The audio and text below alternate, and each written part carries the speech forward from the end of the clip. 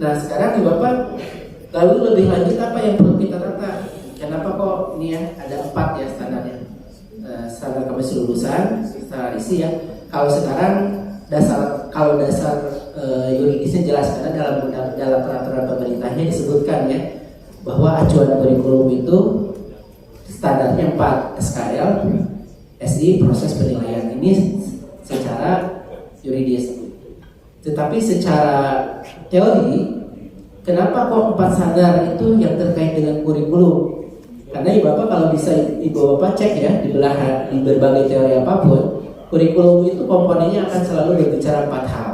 Apalagi Thailand ya tahun 49 juga mengemukakan apa itu kurikulum, komponennya apa.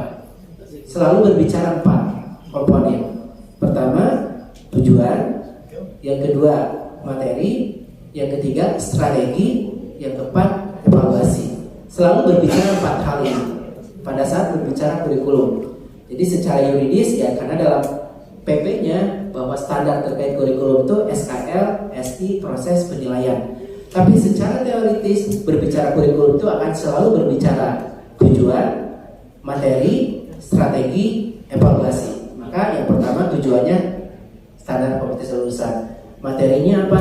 Standar isi. Yang ketiga, strateginya diatur di mana? Di dalam standar proses. Nah, standar proses itu ini Bapak inilah yang ingin kami tegaskan kembali untuk kita kuatkan. Waktu tahun 2019 kan Kementerian sudah mengeluarkan episode yang pertama, surat edaran menyederhanakan RPP menjadi 3 komponen: tujuan, langkah-langkah, asesmen. Pokoknya perencanaan itu tujuan, langkah-langkah, asesmen. Dalam perkembangannya kan ini ada yang disikapinya langsung mengikuti surat edaran, ada yang menganggap surat edaran ini bertentangan dengan standar prosesnya yang lama. Karena dalam standar proses yang lama itu RPP itu ada 13 komponen. Nah sehingga di prakteknya di satuan pendidikan itu bervariasi Bapak. Ada yang kekeh pakai 13 komponen ya, nggak boleh karena surat edaran levelnya di bawah Permen. Ada yang mengambil jalan tengah tapi meribetkan sekolah, dan ini kami temui. Suruh buat dua-duanya, RPP versi surat edaran, RPP versi standar gitu.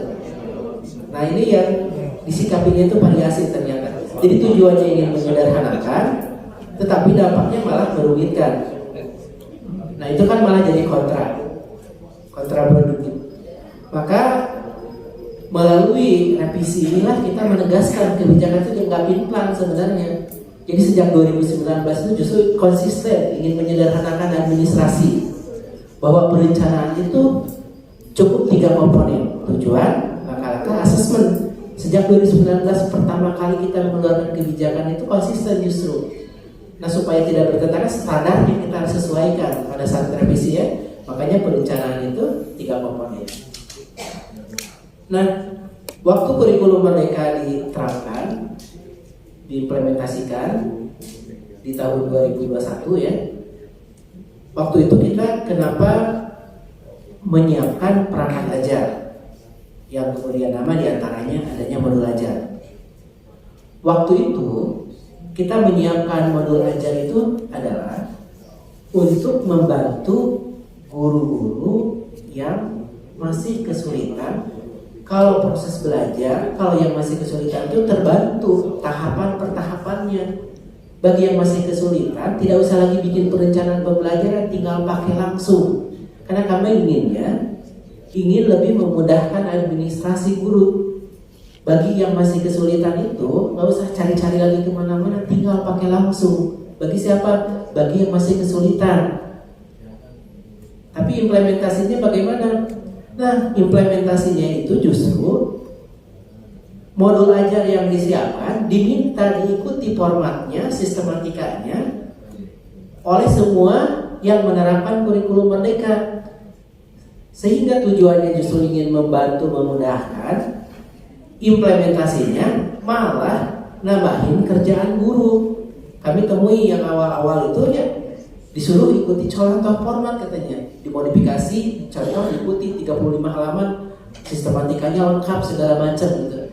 akhirnya ya satu modul ajar itu 35 halaman, lalu ada 20 per tahun itu rata-rata modul ajar, ya ini 700 halaman bikin perencanaannya saja, sehingga malah nambah beban administrasi. Lebih parah lagi, sudah buat modul ajar diwajibin lagi buat RPP, buat modul ajar juga, RPP juga. Itu benar terjadi di tahun pertama waktu diimplementasikan, sehingga tahun kedua kita mulai lakukan perbaikan bahwa modul ajar itu tidak wajib dibuat.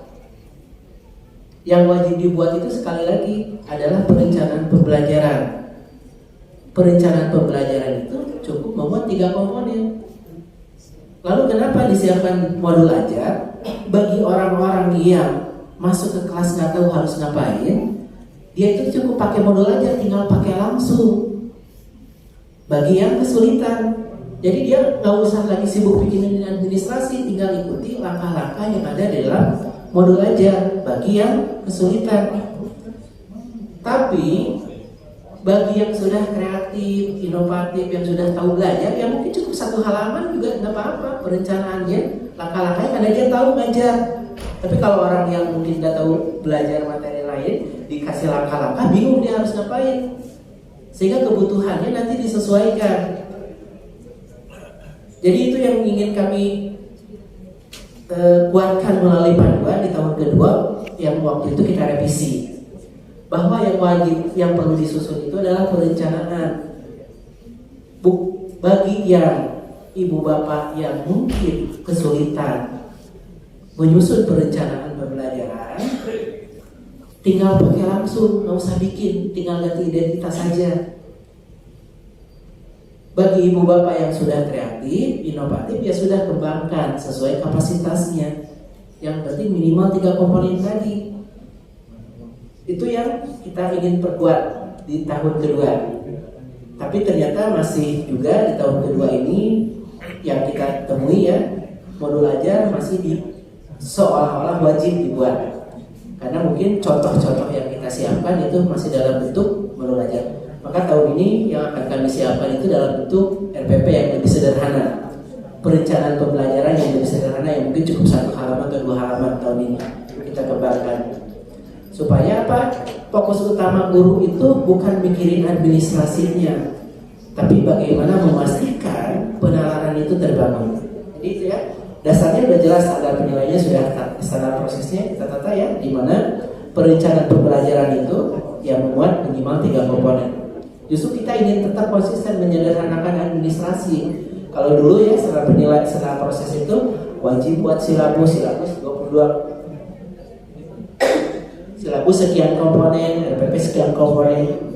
Kalau sekarang dibuat perencanaan pembelajaran minimal 3 komponen. Nah, untuk membuat perencanaan harian itu kan perlu dipetakan tahunannya. Nah, tahunan itulah yang kemudian kita bisa jadi namakan unit mapping, bisa jadi dinamakan alur tujuan belajar, itu serta pemetaan rute belajarnya. Sehingga ibu bapak di sini aja harus dipandang bahwa bisa ingin dikurangi di administrasi. Kalau sebelumnya wajib ya buat silabus sendiri harus ada materi, kegiatan, asesmen dan rincian lainnya, asesmen lengkap. Kalau sekarang ibu bapak buatlah perencanaannya itu sebelum harian itu rute belajar yang mungkin cukup 1 atau 2 halaman. Disusunnya juga bersama-sama. Justru kita ingin lebih sederhanakan administrasinya. Setelah itu buatlah perencanaan hariannya, yang kemudian silahkan namanya, mau namanya RPPK silahkan, mau namanya modul ajar silahkan, sesuai kebutuhan. Itu standarnya yang kita terjemahkan ke dalam pembelajaran dan asesmen, ke dalam panduan pembelajaran. Lalu yang keempat adalah standar penilaian.